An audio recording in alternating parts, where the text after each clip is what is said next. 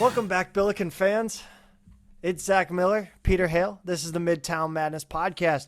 Pete, I'm going to ask you, give me one word to describe this past week in Billiken hoops because, oh man, I really don't even know how to describe it on my end. One word is difficult, but I think if I had to, I would do that that parenting thing. Maybe it's because I'm a parent now where I say I'm not mad, I'm just disappointed. I think disappointed is the one I'll go with. Like, you know what you did, and I'm not gonna make a scene right now, but I'm disappointed.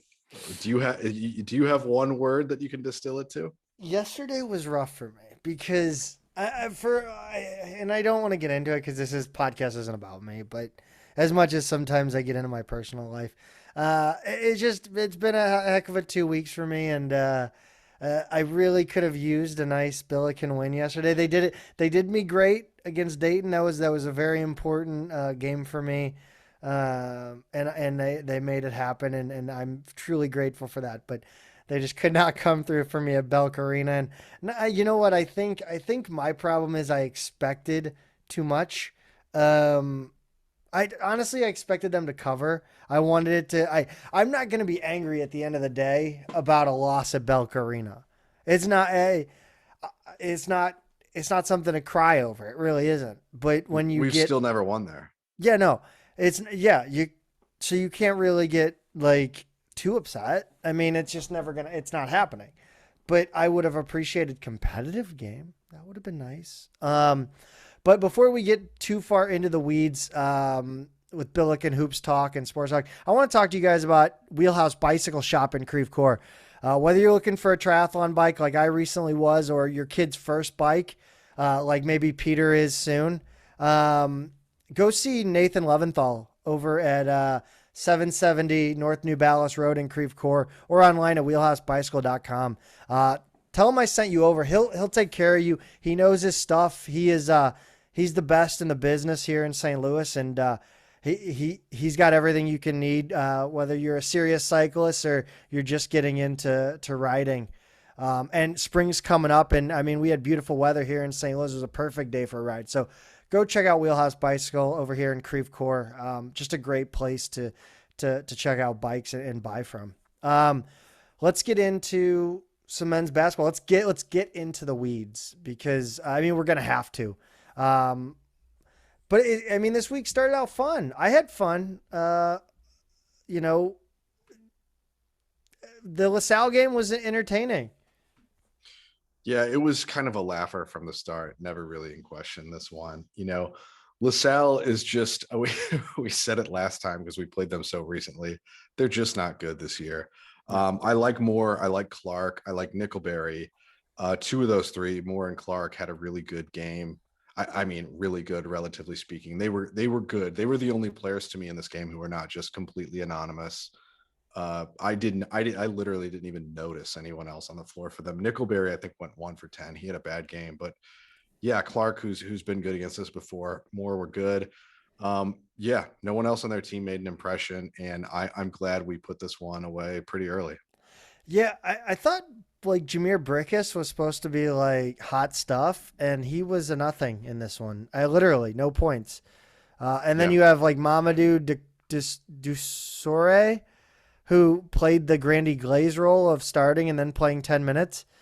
I just don't. I just feel bad for LaSalle fans. I feel bad for the Gola boys, man. Like Hmm. those guys live and die with LaSalle basketball. And as much as we want to sit here and lament on the podcast about a loss at Belk Arena to Davidson here in the next 15 minutes, like we're gonna do, I don't know if like this is where we were with Jim Cruz. I don't remember. I don't even know how we got through that, Pete. I mean, that's exactly where they are right now. They've got a horrible record this year. I think they're second to last at the moment, only to Duquesne at like who's got one win is behind them. I think LaSalle has 2 wins. And so yeah, it does take you back to the darkest days of the Cruz era. And I do feel for the Gola boys, feel for all those LaSalle fans, and honestly, Howard is a guy I liked the hire at the time. I thought he was the right guy. I thought he'd be good. I don't know what's going on there. Just, we've talked before about how they're kind of, their athletic program's underfunded, and it doesn't really seem like being competitive is a priority there at the administrative level, and it's a shame because they do have kind of a rich tradition there. But yeah, what I've seen from them now and not quite back to back games this season, back to back weeks, they're just no good at all. They're just not competitive, and I would love to run into them in the A10 tournament because it's pretty much a guaranteed on to the next round game. Yeah, they're destined for the pillow fight, I think, though. So, Yeah. and I don't know if they come out of it. I mean, you're looking at, I mean, Fordham's going to avoid the pillow fight this year Yep. easily, which is awesome. I mean, the West Pine Bills kind of get on that hype, that Ramley hype train. I'm not really there. I don't really care that much. If people know me, like, I don't think I have time to like follow the A10 like the West Pine Bills do. Like, it's crazy. Those guys are always going. Um, but no, I'm happy for Fordham. That was a great game today, and we'll talk about it later around the A10. But I mean, in this game, it was good to see the Billikens stretch their legs. You know, Fred Thatch, 21 points. I mean, LaSalle seems like it's tailor made for Fred Thatch to take over every time. Yeah, I mean, especially the way he's played lately, he's been so tough, so just rock solid and a lot more assertive in his scoring. So not a double double in this one, but 21 was a career high in points. I think 20 was his previous total. You had Nesbitt go off in the first half, pick up right where he left off the previous game, hot from the 3-point line. He wound up having all 16 of his points in the first half, which was kind of funny, but he did run into a little foul trouble to his credit. And then Hargrove and Jimerson had 13 and 12. One of the things I liked about this one was nobody wound up playing more minutes than Thatch at 28 minutes. And so our starters could really get to rest in the last 10 minutes or so of this game, which I thought would be crucial for the next game. And unfortunately, that was not the case. Speaking of crucial, I was really encouraged by the 3-point shooting. Now I know Yeah. LaSalle's defense is not Davidson defense, but I really thought that it was going to be kind of a precursor to maybe we go into Davidson and shoot better. And I mean, we're going to get into it, but I mean, 10 for 16, that's unbelievable. It's great. I mean, the only thing it tells me is shoot more. I mean, Yes. if you're going to shoot anywhere near that clip, it's like shoot more. That's kind of been a thing with us all season long, though, right? I mean, we actually shoot a pretty decent rate from 3-point line, but our attempts are fairly low. But again, in this game, it doesn't necessarily matter. We were having our points wherever we wanted them, so it wasn't. If this were a closer game and we're 10 for 16 from the line, then I kind of wonder. But no, it didn't really matter here. Yeah, no, I mean, not much we can really talk about this game. It was good to see Markai Strickland get in the game. I thought he had a really nice. I think we should. You know what? We've talked so much about our like main players. Mm-hmm. I think we should get into the weeds of the bench. I think this is a perfect opportunity to just kind of hash out our bench because I thought Markai Strickland, for as much as I don't know how much he brings. I've always seen him as a more raw Terrence Hargrove, and Terrence Hargrove probably hasn't molded into the player I thought he was going to be. And I still have a lot of hope for his potential, but he probably hasn't reached that potential yet. But Markai Strickland had a really nice step back jumper in this one that I thought was really smooth. Again, defense not being great. Again, this is, speaking of bench, an interesting topic is Martin Linson. Only 15 minutes in this one. He gets lost again on the bench. Mm-hmm. What did you see? Was there any, what are you seeing? I wonder if Linson has maybe aggravated an injury or something. If not, I don't really have an explanation for it. Because I don't know why he wouldn't. Again, they're not going to be a perfect 50-50 split, Okoro and Linson, but I would like to see him a little bit closer than that. So I don't know why in the last few games he necessarily hasn't been used as much. In terms of going back to Strickland, you're right. I mean, every time he comes in, you see something that's just really intriguing. Normally it's like a highlight dunk, right? He'll have 2 points, he'll go like 1 for 2 or something, and that field goal is usually an incredible dunk. In this game, he had an offensive rebound that I want to say he put back. He had the one that you talked about, and he had a really difficult finish um, that I think some people thought was going to be a dunk, like he might go over the defender, but he kind of went up and under a little bit to Hmm. finish, and it was just a really difficult athletic finish that I was impressed with. And then the other play he had that was great was he had a full court pass to his guy Andre Lawrenson, who finished with a pretty nasty dunk of his own, to stay perfect from the field on the season, only 4 for 4. Um, those guys get so little run, but in their few minutes, aside from Lawrenson's inbound under that was just a point blank turnover, unfortunately, they do look really intriguing offensive talents every time I see them play. And they've both got really good size and length too. So it's a shame that they've had these 2 seasons where they've barely played, because they are just so intriguing. And I sort of wonder, if they both stick around next year, do we see them kind of get cut loose? I need to, speaking of our Andre Lawrence, and I need to, that there's not a person with better posture in this world than Andre Lawrence. He looks like he just walks around in a back brace. He looks like James Blake out there. Just like I've never seen a guy stand more straight in my life. But no, what do you think about him, man? He looks like he's got the physical tools to be a player. I just, again, I think he's young, and I think the game's a little fast still. Yeah, I think so. I like his form every time I see him shoot. He seems to have a knack for being in the right place at the right time on the offensive end. And I think if I heard Ford right a couple weeks ago, I think he's grown a couple inches since he's been on campus. So yeah, so young, growing, seems like he has the pieces, like a Strickland. They both look like guys who have a lot of raw tools, that I want to see to come together into more of a fully formed skill package. I know that'll take time, and nobody's patient anymore, players, fans, anybody. So I don't know if they've got a long-term plan that they're sticking around for. I hope so, because I really do like what I see there too. Brandon Courtney falls one rebound short of a trillion in this one. Um, he, so yeah, nobody, we don't, like, getting a trillion used to be a badge of honor. That was like a trendy thing for a while, thanks to Mark Titus, and now it's kind of gone by the wayside, and walk-ons are back to trying again. this is Courtney though, right? I mean, every Yeah. time he comes in, he does something. It's like, if he doesn't get a bucket, if he doesn't get a rebound, he's going to foul somebody. He's got to leave his mark on the game, and I respect that. He's gritty. Now, somebody I saw on Instagram, and it's "Let's go, Brandon" when he got in the game, and I thought that was funny. Oh God.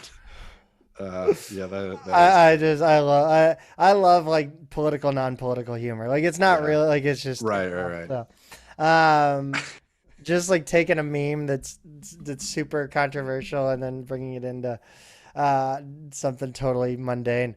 Yeah, the good times didn't last for the Billikens. We knew traveling to Belk Arena in Davidson, North Carolina, that it was going to be tough. 22-4 Davidson Wildcats, 12-2 in the Atlantic 10. They are who they are. They are a very tough, very fundamentally sound basketball team, and they showed that in this one. Um, you know, it it really wasn't close from the start. It started with a 5-0 run and Travis Ford timeout, and then it kind of um, just kind of snowballed. It never got back. Like it just feels like we're like Pete. Just talk some sense into me on this one, man. I mean, I wish I could. So okay, so we've never won at Belk Arena, like I said before, and that's a little bit, that's a little bit of a tricky stat because Davidson didn't come into the league, until what, 6 seasons ago, 7 seasons ago. So we've only played there a few times. We didn't play Davidson at all last season. Um, but the first time we ever played there in 2015, I remember this game vividly. Actually, we got blown out, just beat by 35. Actually, yeah. Played there again in 2018 and lost a close one. Played there again in 2020 and lost by 12. And there's just something about when we play top half A10 teams on the road, I just never have confidence. Talking to some people before the game, and seeing this on Twitter, on the message boards and everything, people kind of liked this matchup for SLU. The way that Richmond was kind of a favorable matchup for us earlier this season. It just did not bear out that way at all. I mean, we have historically struggled with guys, with shooters with size, like those fours and fives who can step out. Our bigs are fairly limited defenders when they're asked to kind of go out to the perimeter, I think. And so we do struggle with that. And Brockovich had what, 3 threes by the first media timeout, or did he have 2 and the team have 3 or something like that? But they had 12 or 14 points at the first media timeout and never really looked back. And I know as a team they had at least 3 threes, 10 at halftime. I just don't. This is one where I know Ford said they hit a lot of shots. They hit a lot of shots with range, but they had so much time and space to shoot that I just didn't quite understand it. Our guys were late on closeouts. I know we tend to switch and not hedge on ball screens, but regardless, we were not getting to the shooter, not even close in some cases. And then in the second half, it didn't look like they were even trying to get there. Luckily, Davidson cooled off a little bit by that point, but it didn't really matter. They still won this by 20. So I don't really have an explanation for the perimeter defense in this one. But it just felt like by that first media timeout, it was going to be a real problem. And that's what wound up happening here. Yeah, I feel like we weren't ever able to impose any sort of physicality in this game. And I'm not going to blame the refs for this loss. Look, guys, let's be honest here with ourselves. The refs do not, in most cases, cause losses. They don't. However, there are times, and it seems to happen to the Billikens more often than not, where they hamstring our style of play in this conference. This conference is weird because, and I've said it before, that you have a conference like the Big Ten, you have a conference like the Big East, you have a conference like, and I'm not talking about level of play, I'm talking about style of play. Stylistically, teams in the Big Ten play the same. Teams in the SEC play the same. Teams in the Big East play the same. Atlantic 10 are kind of a bunch of drifter programs that all play different. Davidson plays a very, think about back to Rick Majerus era, Billikens, very to the point, very fundamentally sound, very strict style. I don't know how to even like go more into it, but you have Dayton who plays a certain way. VCU plays that havoc, that get in your face, press you all game type style. Generally, they've moved away a little bit more, but all these styles are different. The Billikens have a physical style, and I feel like more often than not, officials either don't know how to handle that or officiate that, or they don't want to officiate it.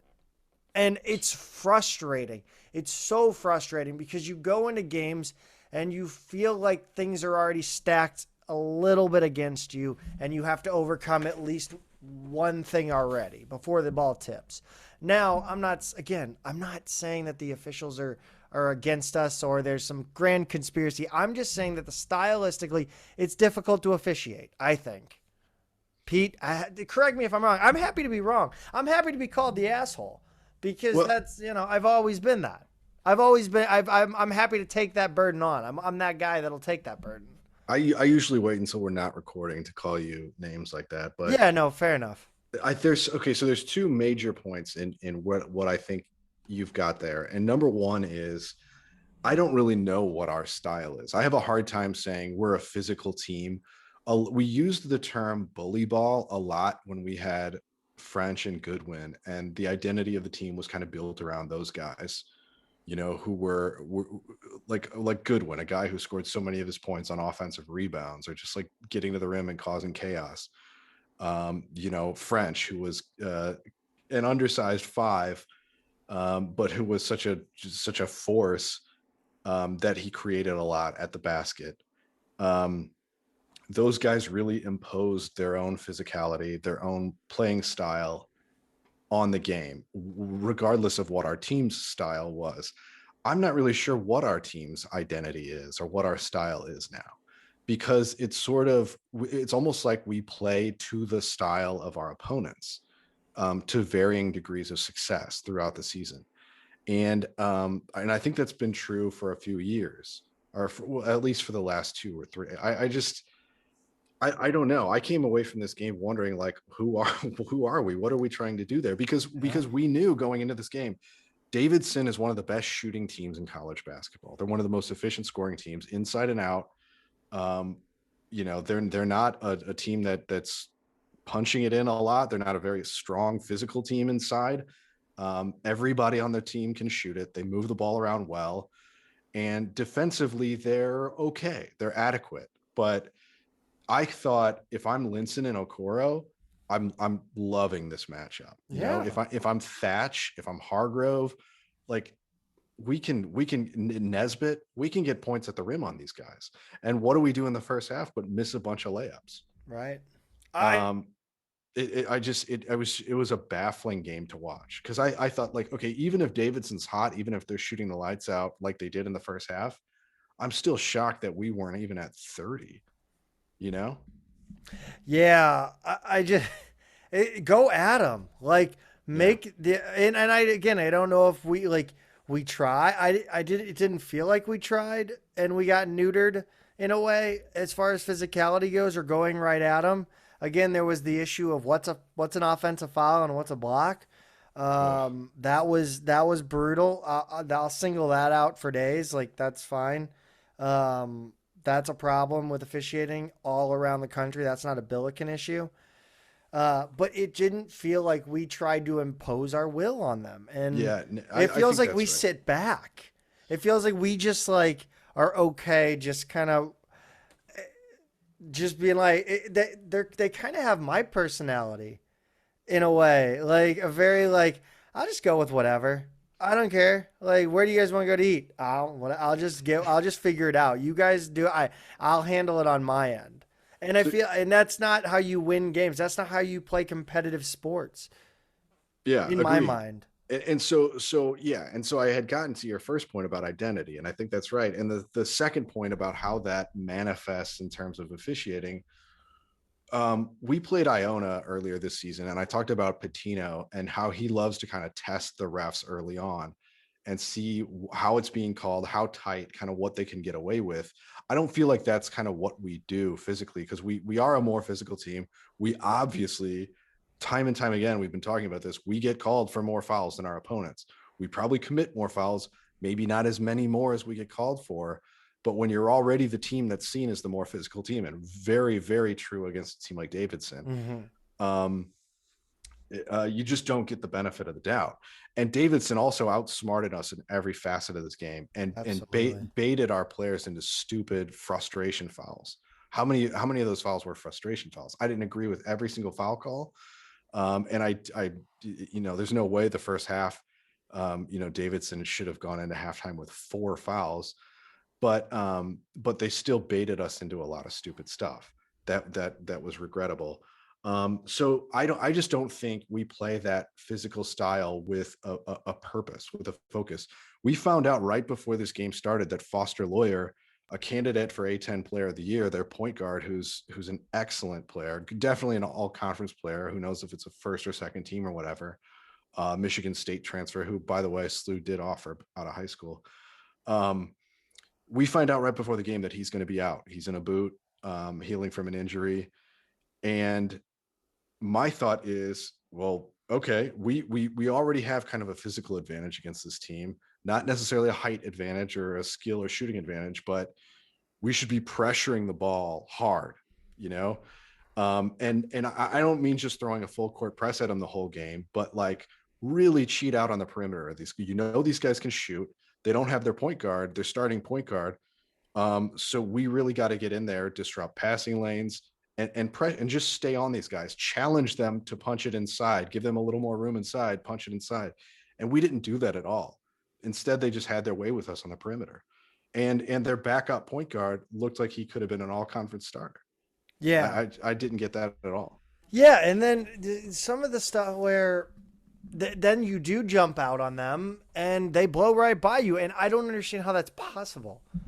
Like what I mean, Travis Ford has hung his hat on, playing tough team defense, and then you go into this one, and I mean, we played tough team defense against Dayton, but what happens here? Like, what are we doing? What's the game plan on defensively? It's a fair question. I mean, to Davidson's credit, they moved the ball extremely well. They did. They really did, because every time they would kind of get inside and, a weak side help defender would come over or something like that. They're kicking the ball out to the perimeter. I feel like anytime we go inside, the ball just gets stuck in the mud. And nobody moves. Well, I don't think anybody moves. Yeah. No, I know we had, that's an excellent point about our offense. People were just not moving offensively in this game. Normally Jimerson never stops.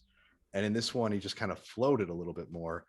I don't know what that was all about, but especially if it goes inside to one of our post players, namely Okoro, that ball's not getting past. No.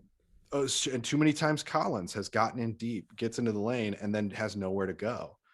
And then it's going to be a 12 to 15 foot pass out to somewhere on the perimeter through a defender somewhere, just completely bogged down. But these guys, whenever they would penetrate, they always had, the corner of their eye on another option, and they were getting that ball out, getting it moved around in a way that we just don't do offensively. We don't anymore. There's not a lot of that extra pass going on in the Billikens offense. It's not. Now, one of the big sticking points in this one was the 3-point shooting, obviously, of Davidson. They shot 14 of 24, which is bonkers. Lee goes 4 of 6, Jones 4 of 5, Brajkovic doesn't miss 4 of 4. That's wild, by the way. 12 of 15 from your top 3 players, 12 of 15 from 3. You're not going to win. You can't win. I mean, talk about not shooting enough, like we said in the last game. Anyway, sorry. No, you're fine. Like, geez. I would have said the same thing. I'm supposed to be the chucklehead here, Pete, not you. No, like, what the question was posed, or Travis mentioned, I don't know how many of those were self-inflicted or they just hit good shots. Where do you land on that? What do you think happened there? Late in the first half, I texted my friends, like, it'd be nice to go guard the perimeter, because I watched like 3 in a row where there was one where Jimerson kind of got stuck on a screen and he couldn't get over there. There was another one where I can't remember, was it Fred, who just didn't close out. And, he hesitated, and then he took a step, and in the end, he didn't even put his hand up. And I was just like, what are we doing? Like, cause on TV, that whatever's going on there, it plays as a lack of effort, which isn't to say that's what it is. Like, they're not trying or whatever, but that's what it looks like when Davidson's got so much room to shoot. And we're already giving up height at a lot of these positions. Lee has good size. Brajkovic, if I'm saying his name wrong, sorry.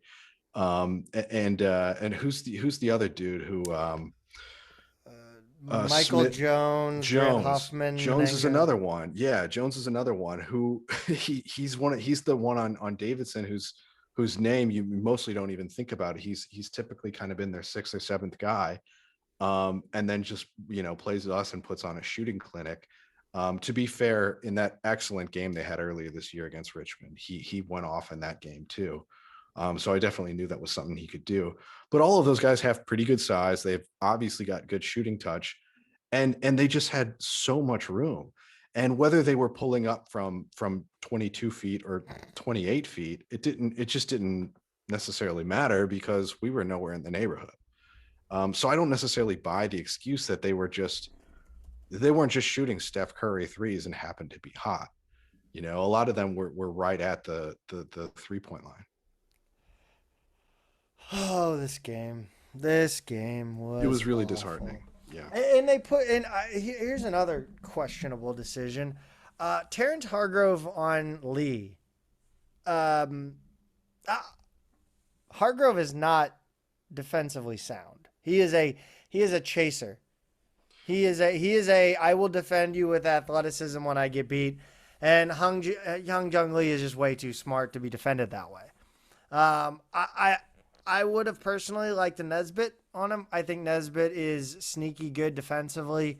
But I mean, I just don't think that, like, Davidson defended us with, like, intelligence, and we got absolutely destroyed on defense because we did not place intelligently.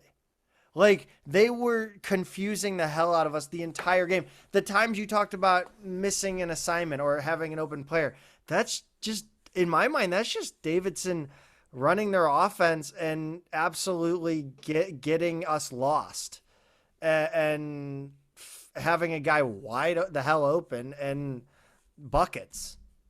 Lee's such a good player. I mean, I hate that he's a good player. I don't want to admit he's a good player. He is, though. I mean, I know he was going to be a matchup problem. You know, no matter who we put on him, it's just, you know, you knew he was that player. What did he finish with this one? 29. Oh, good Lord. Yeah. So, you know, look, the Hargrove matchup, to go back to that, I don't hate that necessarily, but I don't think that's the one you stick with for 40 minutes because Hargrove has done a great job defensively at times this season. I'm thinking about like Auburn against Jabari Smith. We put him on him for quite a while. And I just don't think he's got the ability, he's got the athleticism, he's got the energy, but he does have lapses, you know, and so a guy like Lee over the course of a game is just going to find his spots. Mm-hmm. And I'm not saying we didn't have Hargrove obviously out there the entire time on it, but Lee's just Lee, like Jimerson, doesn't need a lot of time to get his shot off. He's got a really quick trigger, and you know, obviously a lot of range, and you know, Hargrove or whoever would put on him was going to give up a little bit of size because he's what, 6'7", 6'8". Yeah, I don't know. I mean, he credit to Lee. He's an excellent player who had a great game in this one. I hate Davidson. I hate everything about them. As frustrated as I've been against Davidson, as disappointed I am that we've never beaten them. I know you hate McKillop. I know you hate the team. I have no hatred in me for them whatsoever. I have nothing but respect for them. I mean, like I said to Highmark, I have no reason to hate them. I just do. Just irrational fan hatred. I mean, it's everything about my fanhood of the St. Louis Billikens is irrational. And that's because it was born 32 years ago with an irrational baby. Like, it just is. I'm at least a little self-aware, people who listen to this. I understand. In my head, I understand. But I'm going to continue to be this way. Because it's unapologetically me, and I'm going to do it. I do worry about our Twitter account. You know, I do. When a game's going like this, I always, because I was You're right. I thought I was being okay. I thought I was fine. No, I didn't go. I didn't take it. Oh, like it could have easily gone if I hadn't been distracted by other things going on during the day. Yeah, I could have easily gone off the deep end. The Twitter, we could have ended up banned, honestly. I wasn't on Twitter in this one because I was at a family function. So was I. Yeah. Yeah. Oh, yeah. And I was at a much different, more low key one. Yes, Yeah. yes, different. But Yeah, yeah, yeah. So, very different vibe at our family functions, I think. yeah, probably Um, so. But I mean, I don't know. no, yeah, it's I don't think either of us were in a great place watching this one. old, yeah. No. And my $50 that I bet on the game on the money line before I didn't even know about Foster Lawyer either. I was busy. I had no idea. Oh yeah, and a lot of I had another friend who texted like, "Oh man, I should have run over to the east side to bet on this one. I didn't know Lawyer was going to be out." And then within a few minutes, it was like, "Okay, never mind." No, I mean, it's I don't really. I think we put together a decent discussion on this one for what the game was, and normally we just don't really. I mean, when we have laughers like this, they don't go our way. It's hard to have a decent discussion, but I think we actually did pretty good. Um, yeah, I can't. I don't. I feel the same way about Davidson that I think everybody felt about us when Majerus was the head coach. Like Oh there's yeah, no reason for us to be that. There was no reason for us to be that good with guys like Kyle Cassidy, Brian Conklin. No offense to those guys, love those guys. I count Kyle Cassidy as a great friend, but I mean he's not. It's the same. Like it's the same thing. yeah. Dwayne Evans, not exactly I mean, he's a great player. He's smart. He plays the game the right way, but it's not like he's a physical, like athletic specimen who can, you know, he's not Javante Perkins, right? Yeah, no, I think your point's right. None of e- every single one of the guys who stuck around under Majerus punched above his weight in terms Because of of the love of the game yeah, and the intelligence. yeah, because it was just drilled into him by Yes. by a great teacher, and offenses did not click when they played against that SLU team. Right. So even if you had, even if we had guys not having a great offensive game, And very um, often we didn't. we very often we didn't. We frustrated the hell out of every single team we played, and yeah, I know that was kind of what it was like to watch this game. Was even though Davidson really mostly played a zone against us, we just couldn't get anything against them. Let's roll around the A10 Tuesday. Fordham hangs tough with VCU, but drops it 66-61. That was in the Bronx. Wednesday, Mason beats St. Joe's in overtime. A nice little win for Mason on the road. But wait, there's more later coming on. We'll get into that. Bonaventure 83, UMass 71. That's in Olean, New York. George Washington 73, Duquesne 52. Duquesne stays terrible. The Billikens obviously beat LaSalle 90-64. Friday, VCU and Richmond go toe to toe in the battle for the city of Richmond. 77, 50, 57. This game was fun until halftime. And then it just wasn't. This was the marquee game of the week, I feel like, in the A10. Was it 28-28 at halftime? It was something, yeah. Which It means was, VCU outscored them 49-29 in the second half. yeah. I, Just wild. I was texting with somebody and I was telling them I was watching the game, and they're like, then they asked me later, like, how's the game going? I go, I don't know. I turned it off. There's that VCU killed him in the second half. I don't know. 10, Yeah. 10 minutes in, it was over. It went off the rails. I was excited to sit down and watch it too. I had actually kind of been looking forward to it the whole day. UMass beats LaSalle. Sorry, Gola boys. 80-74. Dayton beats St. Joe 74-62 in Philadelphia. Davidson beats St. Louis 79-58. George Washington 72. Rhode Island 61. That was in D.C. Bonaventure in Olean beats Duquesne 81-55. And then today, a fun game, except that the last like 5 possessions were a complete shit show. It was a mess of an end. Fordham 50, George Mason 47. Josh Aduro doesn't get into double figures against Fordham. That's your A10 player of the year, folks. Yeah. Sorry, I'm petty. Everyone knows I'm petty. I don't like Mason. I don't like anybody really. I don't like anybody. Yeah, who do you like in the A10? Who do I like in the A10? That's a good question. Actually, let me. Like what of the our 13 Uh, conference mates do you look at and you go, you know what, you got respect for you? Because I'm not aware uh, of one that you have. I almost think I do have respect for VCU. Huh? I think Okay. it's. I think I have respect for VCU because they've continued to stay relevant through what 4 or 5 coaching changes in the last 10 years.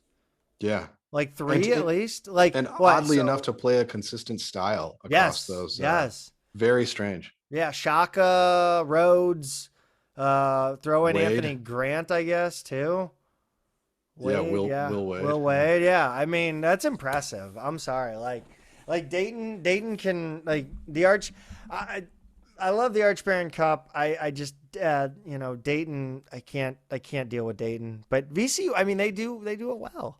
They do what they do well and they continue to do it. So All right, good respect to answer. them. Yeah. Uh, sometimes I think. Um, dude, here's my question for you, because this season really is like it's the bottom of the A10 is not like if we're looking at the standings from the bottom up: Duquesne, LaSalle, St. Joe's, Rhode Island, UMass, Fordham, Mason, GW, and we'll stop there because I don't think Mooney's going anywhere.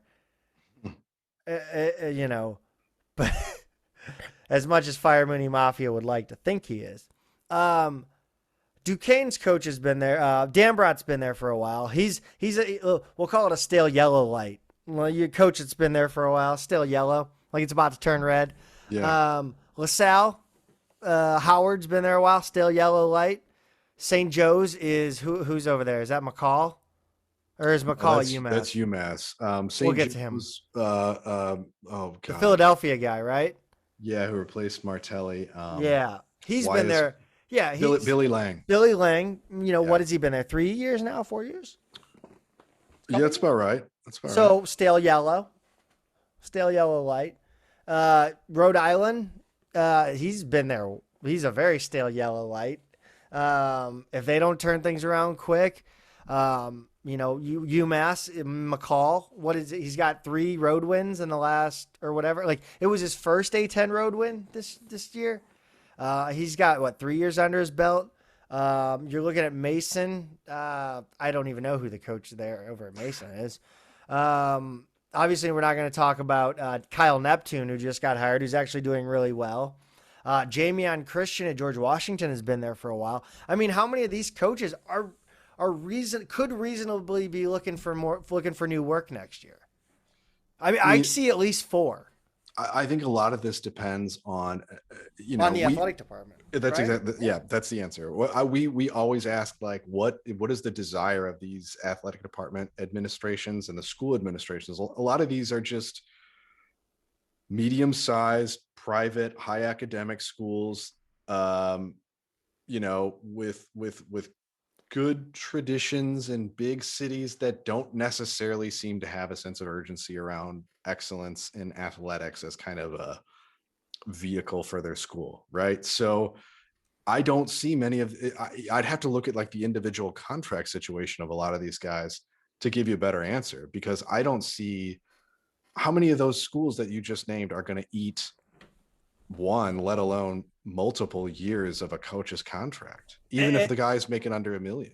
and that's kind of the yellow light kind of deal is the base contract is generally 4 years, right? Yeah. So year 4 is kind of the all right, what have you done for us moment. And So I mean, Dambrot has to be there. I mean, Duquesne has always been a proud basketball school in a yeah, way. a lot of these have. It's just been so long since Well, they've but I tasted think that. LaSalle has taken a turn to. I mean, we've heard rumblings out of LaSalle where are we going? Are we going to continue to do this Division One thing, especially in basketball? Which seems crazy to me, by the Yeah, way, because they do have a lot of Olympic sports that do well. and they're also like I think I could name five They're a other. Philly school. I mean, they're Right. a Philly school. But I Philly mean, schools have to play there's basketball at probably Division One. below the A10. There's probably five conferences that mostly have Northeastern Yeah. schools that are a little bit lower profile, and the demands on their athletic budget would be a little bit lower. So, like, I don't see why you would go down a division rather than go to one of those.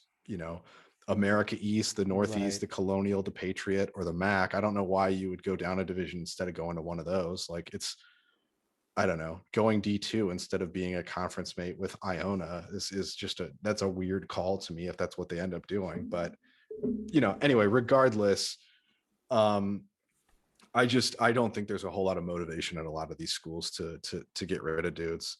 And every time I do think a guy is on life support and on his way out, like look at George Washington, all of a sudden they're 7-6 in conference and they're in the top half. Yeah, It just doesn't make any sense. it's the Kent Miller rule. He ain't getting fired going 7-6 to George Washington. Right. He Yeah. I mean, can't. that's No. I know that's kind of the crazy thing. Because earlier this year I was looking at George Washington, like, man, sorry it didn't work out for him. I liked him, seemed like a nice guy. And then here we are. Now he's number 7 in a conference of 14. Yeah, crazy to think that George Washington is actually. I mean, that's how kind of weird this season has been. I mean, did Yeah. you expect Duquesne? I mean, Duquesne did lose a lot, and I've never been a Dambrot guy. I know I hate everybody, but Dambrot's just never done it for me. I mean, I can look at a guy like, uh, Mark Schmidt and be like, okay, that dude does it. Like that dude Yeah. knows what the hell Oh he's yeah. doing. Yeah, they But do it. They do a lot. I've always looked at Dambrot and been like, he coached LeBron. So did you see the Michael Hughes tweet a couple weeks ago? No, Uh I'd like to hear about it though. so yeah, he famously within the A10, one of Duquesne's best players suddenly transfers out and then tweets a couple weeks ago, nobody who transferred out of Duquesne has regretted their decision. Or how did he word it? No one's worse off for having transferred out of that program. And it I was did just see that actually. like wow, that's a very public way to throw shade at your ex coach, at your ex program. That was yeah. Yeah, I mean you don't see that very often. It's Dambrot's got like that. Dambrot has the feel to me that like who was the coach that looked like the guy from Christmas Vacation? I have no idea The what you're UMass talking coach. about. Oh, Derek Kellogg. Yeah, he's got a Yeah, Derek Kellogg vibe to me. Just kind of little like street agenty, maybe yeah, like sure. like Gordon Bombay with the slick back hair in D2. Like just kind of maybe a little maybe trying to be somebody he's not. I don't know. Maybe punching Well, above his weight. I don't know. he's Trying to lost anyway. he's lost 12 A10 games in a row. So Got to be there's a little not, more. in their shiny new arena, that's not what they wanted this to go like. I've heard it's a nice. It looks nice. Yeah. Yeah, I can't wait to get up there. I got it. I think I got to do a Philly trip next year. I think that's on my list. But I obviously Pittsburgh's not in Philly. But Yeah, okay. I'm glad you caught that before I had to. no, it reminded me that I was thinking about an East Coast trip next year, and Philadelphia is the easiest for me. Yeah, let's look. Well, I mean, I stated this team going down the stretch is what I have on the notes. I don't really. I mean, we got to win. I mean, I think it's self-explanatory, right? Yeah, I Like, don't know what else you say at this point. We flirted with the sort of bubble conversation a couple times, and every time we do, we kind of flop. I don't think that was the conversation heading into this Davidson game, but had we won it, like all of a sudden again, it would have been fired up again. So yeah, you just got to win. Winning out is certainly possible. It's a tall order. It would involve winning at Richmond, which, like I said, beating a top half team on the road is always is just tough for this team. And we finish up the season with VCU at home, luckily at home on that one, because I wouldn't want to play them in the Siegel Center this year. But I think, although they're not. I mean, yeah, no, I know. I mean, but look, I mean, we're with Bonaventure, we seem to be going back and forth lately with and we're on the wrong side of it right now with the 4 and the 5 seed. You get the 4, you get an extra day of rest. You get the 5, you have to play, the 12 or the 13 to have the honor of playing the 4. It really looks like the way this is shaping up that we're going to be playing Bonaventure. If we hang on to that 5 spot, there's always a chance we could get, if we lose at Richmond could leapfrog us. Who knows? But it's going to be close. And I don't, we're not going to have to win. We gotta win in DC. We've just got to maybe that's it. We just have to win the conference tournament again. But it's going to be tough because there's no way that this bracket can shake out that we don't have somebody I really don't want to play on the same side of the bracket. There's just no possibility. So we're going to have to not just win. We're going to have to win some tough games in that conference tournament. And I don't know, man, winning what 4 in 4 days is it's kind of, even if we got a 4 seed, winning 3 in a row, it just seems like a lot this year. Yeah, this is that time where I wish I had a soundboard and I could bring out the Lou Brown quote from Major League. Guess there's only one thing to do, boys. Win the whole thing. Yeah, exactly. I could bring that out.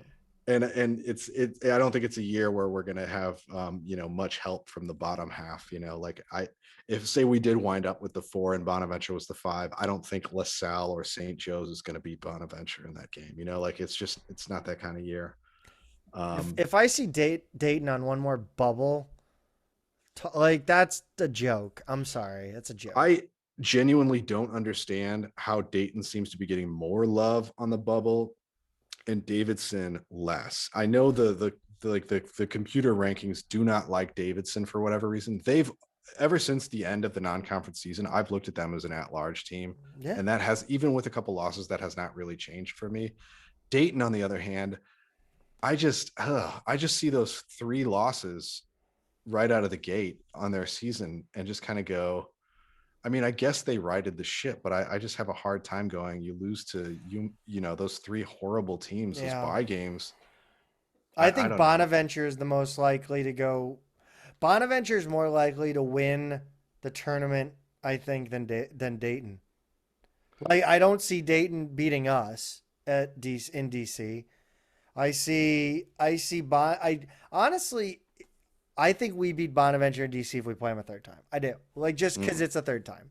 I mean, I think Bonaventure is probably more likely to win it over Dayton if we're not in the conversation.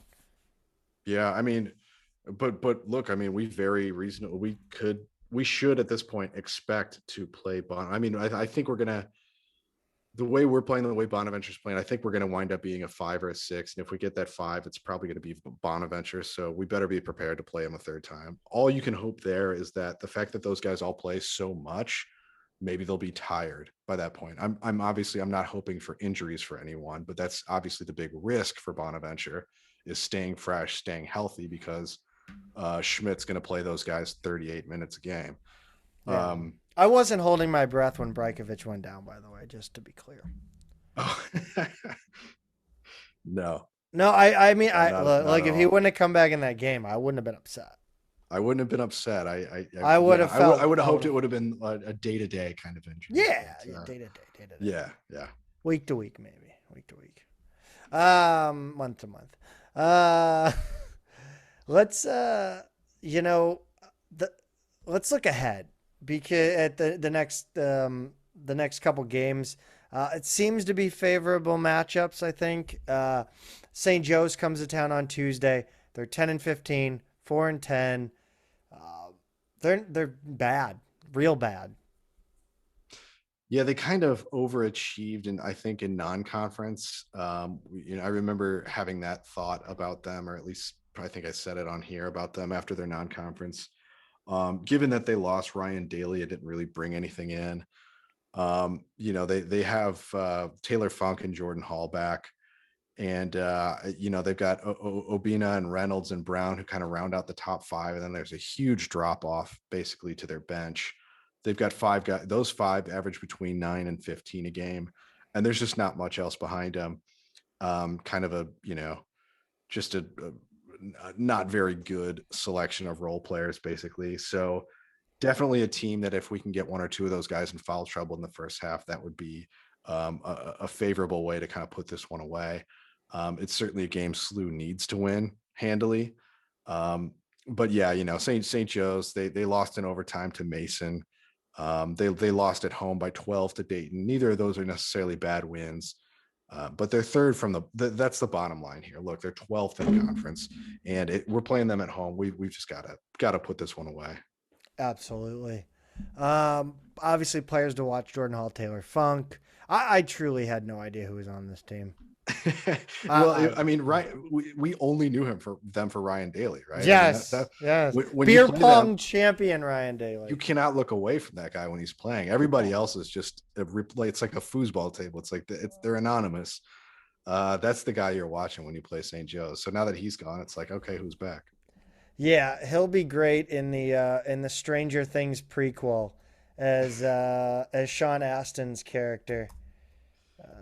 Dead ringer. Yeah, dead. I mean, what is Ryan Daly? Is he in the G League right now, or is he over in Europe? Do we know? He was. Oh man, I thought he was in the G League. I'm gonna have to look that up. Yeah.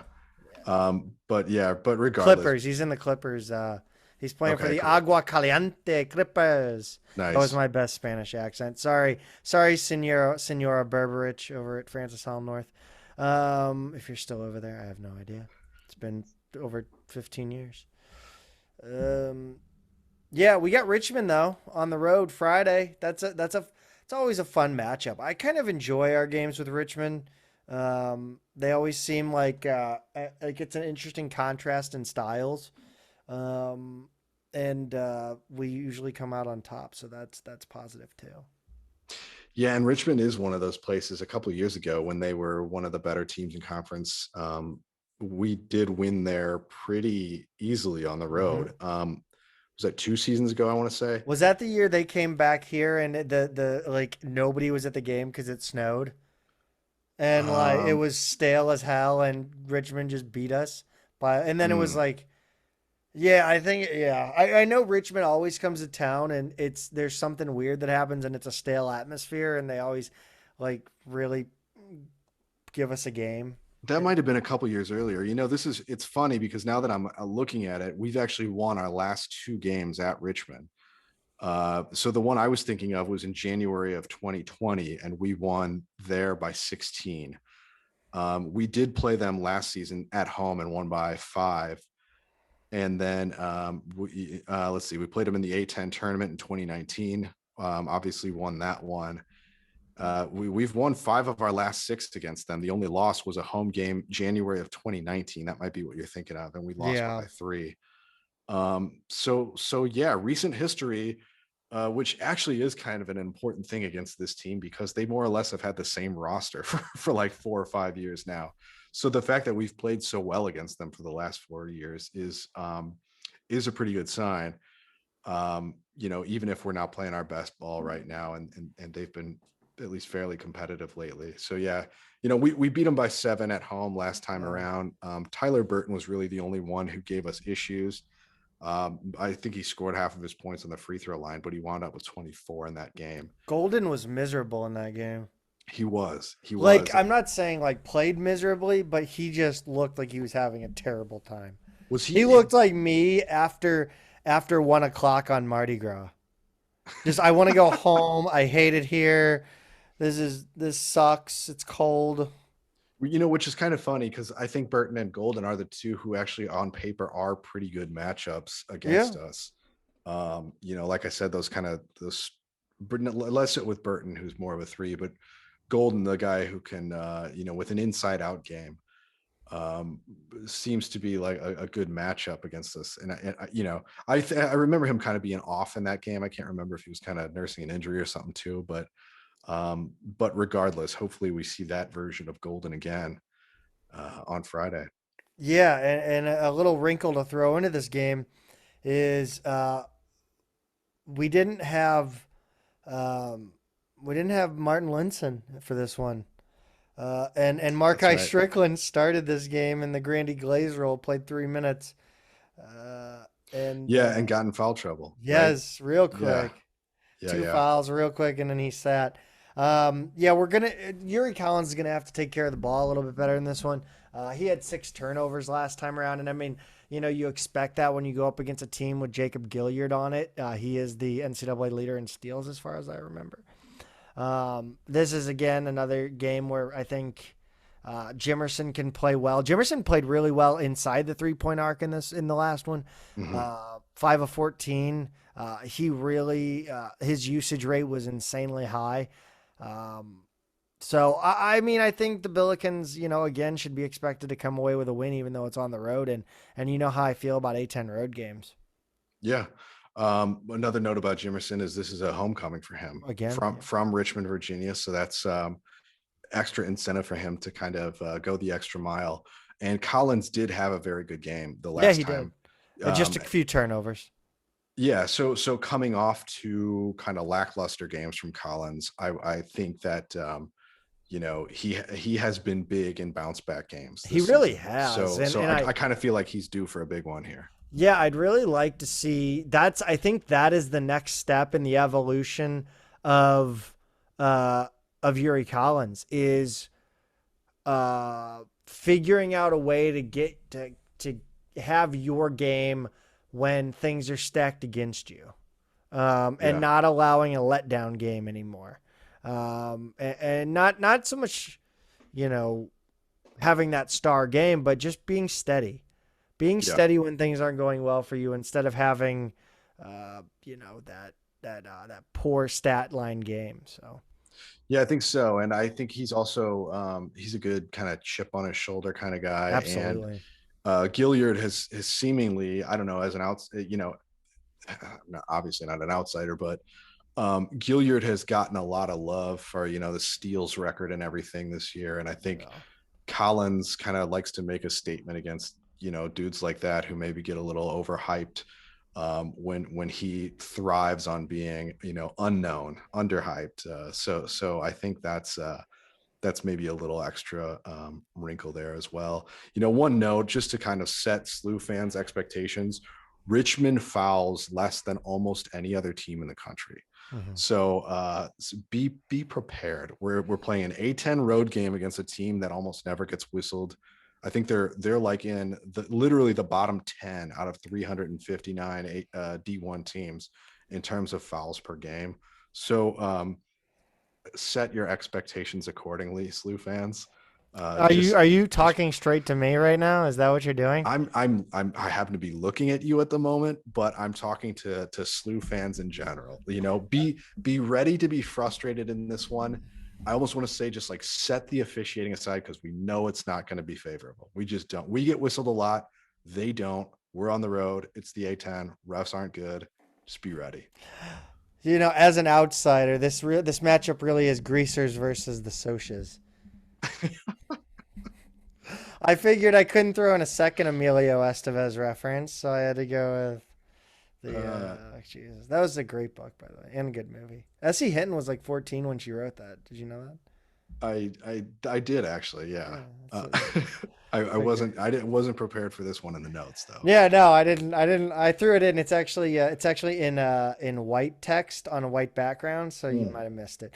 Um, of course the player, and again this game's Tuesday, or sorry, they're Friday. playing no, yeah, Friday, but Richmond will play VC, or they played VCU, lost by 20, and then they will play GW Tuesday night, ESPN Plus at about the same at 6 p.m. Billikens obviously play at 7.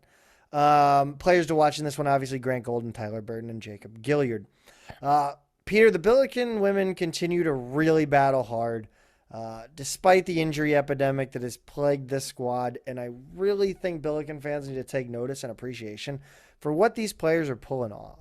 It's insane.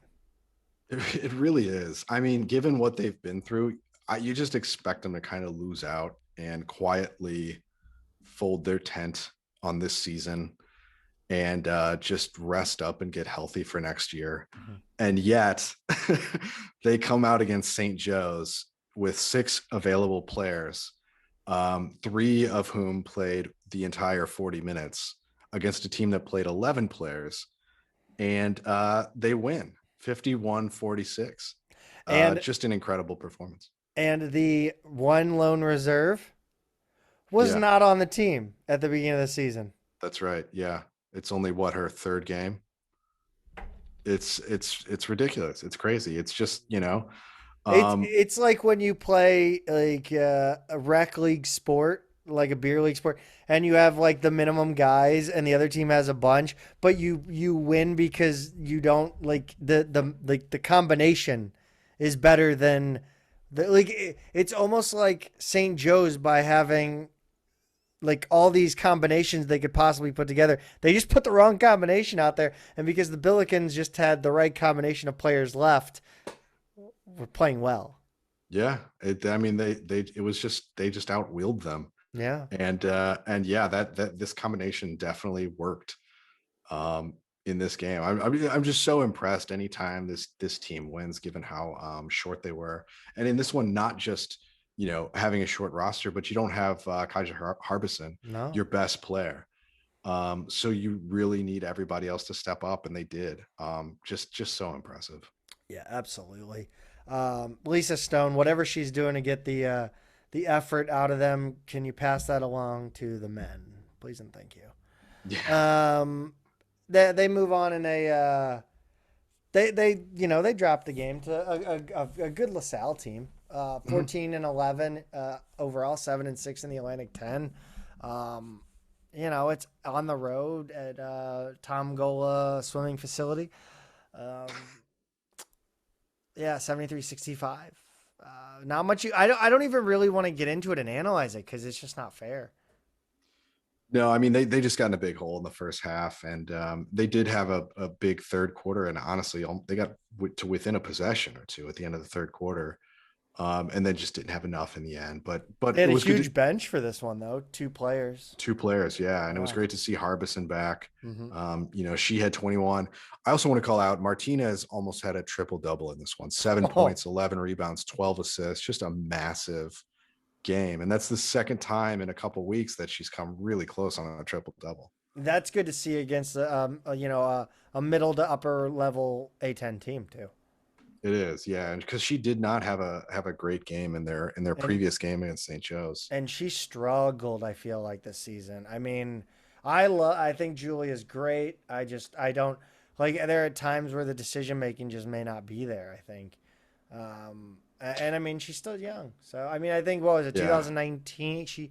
Her first year was the pandemic. So yeah, second year, and she hasn't gotten a full season under her belt, or this is her first real full season under the belt. So yeah, I think she'll thrive once they have a full roster around her. yeah, But yeah, it's been an up and down year. coming up for them, the 23rd at George Mason, a team that is usually pretty decent, but I think they're down this year. I didn't really look. And then February 27th versus UMass. We'll see how they do. Seven UMass players. is good. I think UMass is in third. They're 9-3 in conference. They're 21-5 overall. Mason is actually in last place. They're 2-11 in the league. Yeah, So sometimes they are up and they're yeah, always they're either really bad or really good. I feel like this league is not bad this year. Usually, I think it looks like they're going to get two teams in for the first time in a while. I think they absolutely should. And talking about UMass being third, Yeah, at 9-3 and 21 wins on the season. right, yeah. I guess sorry, they lost today, so it looks like they're 9-4, Right. 21-6. But yeah, the league now has two teams that are 21-4 with only one conference loss.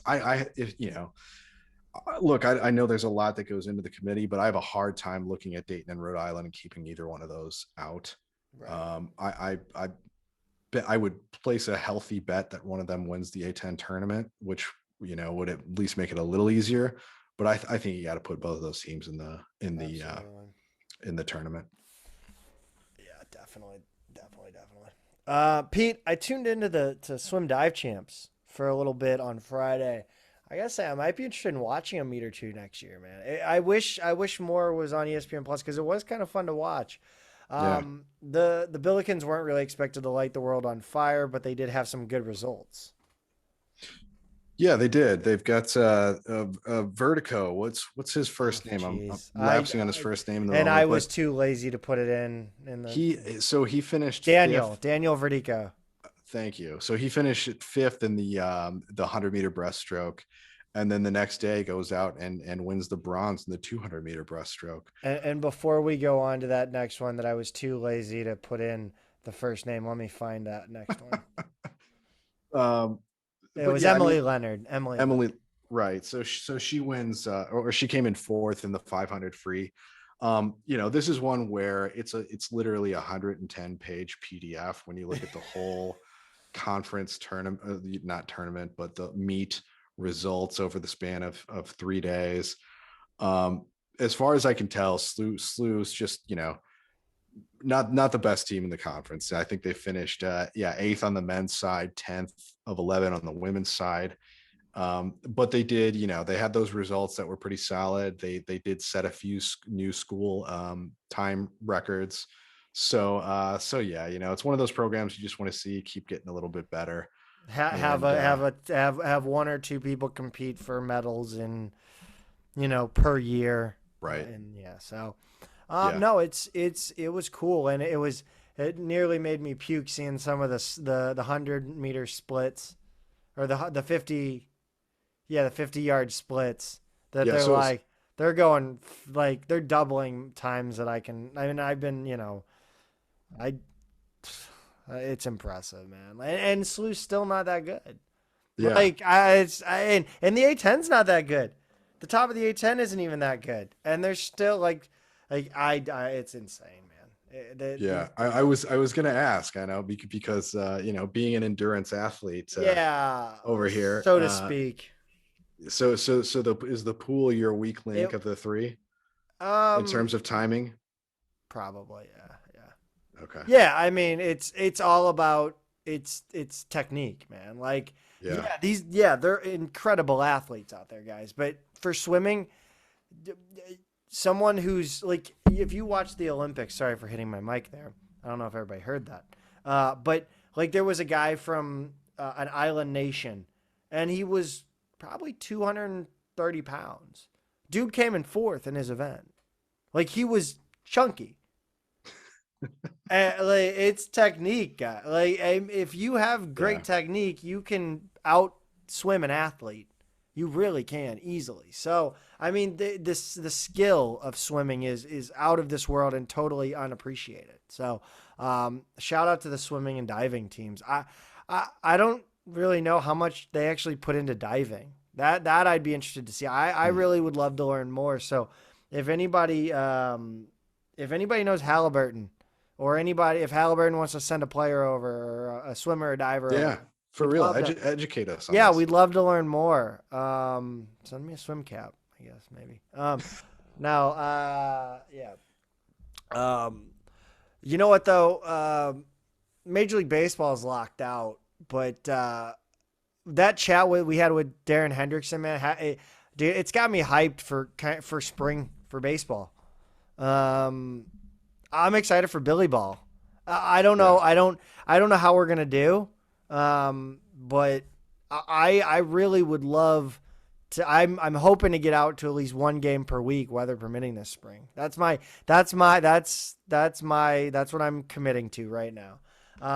But the Billikens started their season down in Hoover, Alabama, and high school football pariah Rush Probst was nowhere to be found. They played Bowling Green down there in Hoover. Tough start for the Billikens in the first game. 22-8. Kind of an alarming score. They got Bowling That's Green. College baseball. It really is. Yeah, it really is. They got 4 in the second, 8 in the fourth, and that was kind of it. But SLU did wind up getting 6 back in the fifth. And then, Bowling Green continued to put it away after that. SLU used 6 different pitchers, and Grant, is it Fremillon? I would, that's what I would say. Yeah, it's a new name to me this season, but yeah, an unfortunate start, but they did bounce back the next game. Yeah, that I think and when we talk about college baseball and like that's just college baseball, uh, go to a game, go to a few games, go to like 5 games. There's multiple different games, and I think I'd really love to get Darren Hendrickson on to explain this to us again, and I think he's happy to do it. He'd love to come back on. We've had multiple conversations about this. Um, there's your weekend games, there's your midweek games, and your midweek games are your staff games where they'll literally throw out, you know, 4 pitchers to pitch 2 innings each. It doesn't matter. They're not really. You're trying to win, but you're trying to get work for young players. But with college baseball, really, once you get to the bullpens, it is a complete crapshoot. It's you might as well be playing the slot machines because anything can happen. And that's why you see, you get eight runs in the 4th inning on Bowling Green, or from Bowling Green. Billikens getting 6th in the 5th. I'm assuming that's not the starting pitcher. That gave that up, and it was, it's just, it's such the anything can change. Even if you're down 10 after 3 innings, you get to the other team's bullpen. It's the game's still in reach. Yeah, yeah, that's right. Uh, Um, but yeah, talk to us about the second game. They bounced back with a 9-8 win. yeah, they did. They got an 8-run 3rd inning. Bowling Green did, but that was, I mean, that was all that they had. Slew, or no, I'm Well, sorry, sorry, no, the sorry. Billikens Slew, had the yeah, eight sorry, run third Slew had inning. the eight run 3rd inning. Said that backwards, and then they got their 9th run in the 5th. And yeah, they needed every single one of those, as Bowling Green brought it within 1 in the 9th inning. Kyle Fitzgerald went 3 for 3 in this one with 2 RBIs, and Logan Schmidt took home the win. So they had the rubber match today. Yeah, and on the save was Patel. It was Ryan Patel, right-handed pitcher out of Mundelein, Illinois. It's Mundelein, yeah, Mundelein. near Yeah, Chicago. junior. Yeah, junior. So yeah, he came in and got the save. It got a little hairy there at the end for the Bills. And then today, the Billikens lost 5-4 in the rubber match. Um, yeah, Yeah, you know, yeah. So Trevor Harris takes the loss in this one. right, right. Bowling Green, I think they had, it was 3 runs in the second, and that was kind of the decisive inning. Slew never caught up. Slew got one back in the bottom of the inning, and then another again in the 4th. And then they went to the both teams scored twice in the 9th. Mhm. And Harris, you said he took the loss, but he had a decent performance. 6 innings pitched, and 2 runs given up. So And that's the weird thing about college baseball is you look at a game on Friday where Billikens use 6 pitchers and each get like an inning and change. mhm. It turned into a staff game, really. I doubt that's how they wanted to start it. But Harris, Trevor Harris he has an actual quality start, right? Yeah, 6 innings pitched, and then they only use 2 relievers. So it's a very different game. It's kind of wild. yeah, yeah. It really is. But I mean, you're right. It's just so nice to have have baseball back. Even just looking at these box scores and everything. Seeing some highlights on Twitter and stuff. It's just like, oh man, it's great to see baseball again. I'd almost forgotten about it, and much needed after kind of a cold couple of weeks here for both of us. So good to have spring baseball back for sure. Yeah, and if you have the time, the Billikens will take on. They will be back in the area, but not at home. They will play SIUE at Roy E. Lee Field at Simmons Baseball Complex in Edwardsville, Illinois, on Tuesday, February 22nd at 3 p.m. So if you have a chance to get out there over to Edwardsville, or if you live over there, go check that out. They're coming off a series with Southeastern Louisiana where they went 1-2, Pete. Lost the first two, 1-0, 4-3, and then won today 10-3. Again, shrug, college baseball, Yeah. anything can happen. But fairly similar to our series. We're both 1-2, so it should be an interesting kind of litmus test to head over there. Yeah, and then the weekend series for the Bills, they head down to Oklahoma to play Oral Roberts. Uh, they Tulsa, Oklahoma, that is, and Oral Roberts just completed the South Alabama Invitational. They had a couple of different opponents down there.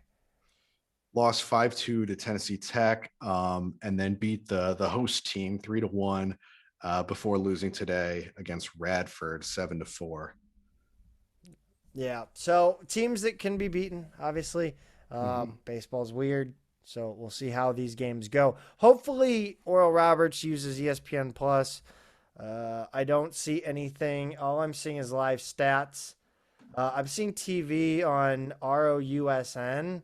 I'm guessing like Oral Roberts is one of those. We're not going to get too far into the weeds on Oral Roberts as a college, but it seems like those kind of colleges like have their own networks. So it wouldn't. I'll do some digging and try to see how you can watch that game.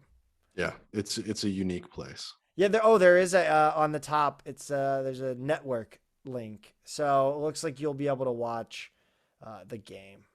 It looks like it's free, but it's at the top of their website, oruathletics.com. So that'll be fun. Yeah, softball. They didn't play this week, actually. I was going to say rough start, but we already talked about that. But they will play in the Michelle Short Memorial Tournament this weekend, I believe, Omaha? It's at Central Arkansas. Central Arkansas. Yeah, but we play Omaha twice. Right. So on the 26th, they will play Omaha and UCA back-to-back. And then on the 27th, they will play Omaha and UMKC back-to-back. Volleyball side, guys, I love to talk volleyball. Billikens pick up a grad transfer in Demetria Demi Ziarli. I think I did my best there. Like I said, grad transfer, 6'1" middle blocker out of Thessaloniki, Greece. Sure. Yeah. It's one of those, I recognize the name of the city in print, probably from, world history class, but yeah, I don't know where the emphasis, what syllable gets it there. Yeah. Fun fact. My original major at SLU was education with a focus on history. I don't know if anybody knew that. I would love to have had you as a history teacher. That would have been interesting. It would have been like if anybody saw the show Undeclared. Fred Willard in that. God, R.I.P. Fred Willard, R.I.P. Right? Yeah. Recently, I think. But no, make history come alive. She started her career actually at Louisiana Tech. Transferred to UC where she played a big role in her first couple years, but has seen that diminish since. I think it'll be good. I think she played at Cincinnati. I mean, they were a tough team, Conference USA. So we'll see how it goes. They needed some help. Definitely. Maya Taylor's no longer there. They're going to need a lot of help this year. So I would expect another transfer at least. Yeah. Because hopefully they're going to need a hitter. They're going to need an outside hitter. Right. No bad. Yeah, I think anything else that we missed at all? No, nothing that we missed. I'm actually going to be at the Richmond game. Are you? Oh, shoot. Yeah, this weekend. My brother moved down there in I guess it was August of last year. So I'm finally going to get a chance to go visit him and his wife, who they're coming up on a year of being married, and so I'll get to see their new house and their new city, and I know they're loving it down there, and yeah, excited to see them, and we're all going to go to the game together with a couple friends of theirs, and I know at least a few more Bills fans will be in house. So we'll have a few loud cheering fans that hopefully can tilt it in our favor. But yeah, I'll give you a full report of the game when I get back. Yeah, definitely. Make sure you tweet some pics on from the account, and then Maybe we'll do a spaces before the game or something. Who knows? You'd probably be busy, but that wraps up the week that was in Billiken Athletics. Obviously go follow us on Twitter at Midtown Mad Pod, at Peter is a tweeter, at Zach Miller MMP. And also don't forget to, if you're in the market for a bike, or go check out the at Wheelhouse Bicycle on Instagram as well. They're awesome. Nathan's great over there. If you're in the market for a bike, go check that out. We also appreciate any and all suggestions you might have for the show. So please go subscribe to the show on all platforms. If you haven't left a review, drop us 5 stars and leave a review. Make sure you're talking with us on Twitter. Whatever. Anywhere you can get a hold of us, get a hold of us. As always, go Bills. Go Bills.